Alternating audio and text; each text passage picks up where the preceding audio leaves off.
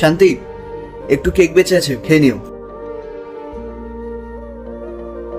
বাহ, এতদিন পরে তো টেস্টি কেক খেতে পারবো।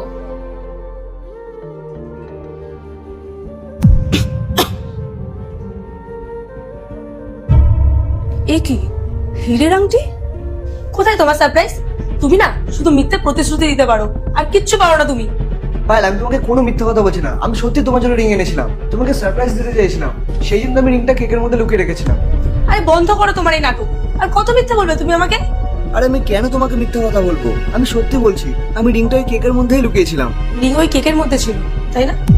ঠিক আছে, এখনই বোঝা যাবে তুমি সত্যি বলছো না মিথ্যে। চলো আমার সাথে। পায়েল, পায়েল, এর মধ্যে রিং আছে, তাই না? এক্ষুনি বোঝা যাবে।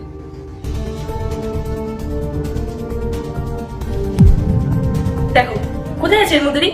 তুমি দেখতে পাচ্ছ? আমি তো দেখতে পাচ্ছি না। আসলে কি বলতো, কোনো সারপ্রাইজই ছিল না। তুমি আমাকে ভালোই বাসো না, তুমি আমাকে কোনো সারপ্রাইজ দিতে চাওনি। তুমি শুধু আমার সাথে টাইম পাস করতে চেয়েছিলে, এই জন্য তো আমাকে এখানে নিয়ে এসেছো। বলো, চুপ করে আছো কেন? দিদি, দাদার কোনো দোষ নেই। দাদা আপনার জন্য আংটি এনেছিল। এই নিন আংটিটা। এই রিংটা তোমার কাছে আসলো কি করে? দাদা যখন আমার জন্য এই কেকটা এনেছিল, আর তখন আমি খাচ্ছিলাম, তখনই আমার মুখে এই আংটিটা বেঁধে গেছিল। Rohan, I am sorry. আমি ভেবেছিলাম তুমি আমাকে মিথ্যে কথা বলছো। তুমি আমার জন্য কিছুই আনোনি।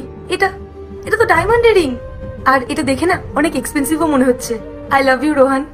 আমি তোমার মুড খারাপ করেছি, তাই না? এবার চলো, আমি তোমার মুড ঠিক করবো। পার্ট 2 দেখতে সাবস্ক্রাইব করুন W Short 07।